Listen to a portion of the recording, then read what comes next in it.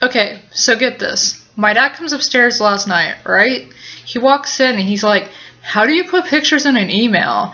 There's this thing and it says attachments, but I don't want to attach anything. I just want to send pictures. My best friend and I laughed at the misfortune of the older generation as a whole. We sat on our beds, states apart, internet friends, brought together by the magic of technology. It was a Sunday, cold, rainy, and it was late. The digital display on my bedside table gave off a red 1:58 a.m. Inwardly, I groaned at how late it was, even though I had nowhere to be the next day. Hey dweeb, should you be getting to bed? It's like 3 a.m. there, isn't it? I looked at my friend's face on the laptop screen briefly before turning my attention to the potato chip bag on my right. Grabbing the bag, I tilted my head back and poured the salty snack into my mouth, golden and greasy crumbs tumbling down my face and chest. Damn it, I muttered. My friend shrugged, also glancing at the clock visible on the wall behind her. Summer break for a reason, right? My clock now glowed an angry 2 a.m. Hang on, my friend said, climbing off of her unmade bed to peer out her door and down the stairs. I directed my attention to my crumb-covered face and chest, brushing them off onto the equally unmade bed. When I looked back up, Natalie was holding her laptop, carrying it down the dark stairs. Someone's knocking, plus I'm hungry, so I'm taking you with me. Okay, I said, switching tabs to check my Facebook feed. As usual, nothing exciting.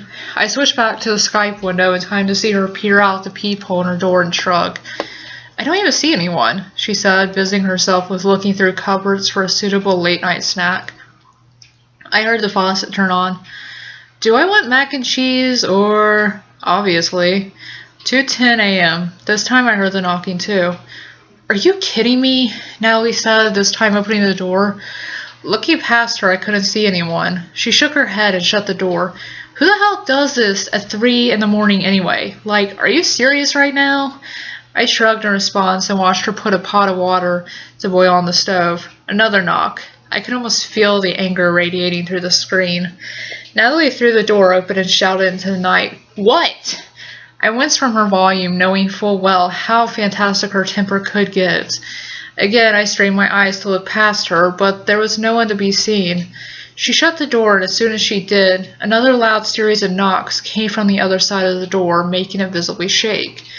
I watched her freeze and back away from the door. She slowly turned to face the webcam. I swear to God, I just checked, and there was no one out there, she whispered into the mic. Natalie? I whispered, watching the door slowly slide open behind her. The lights in her kitchen flicked off suddenly, giving me only one brief glimpse of her panicked face. After a second, I heard a spine-chilling scream, so filled with agony and distress that it made me weak. Natalie! I screamed, hands flying to my mouth to silence myself.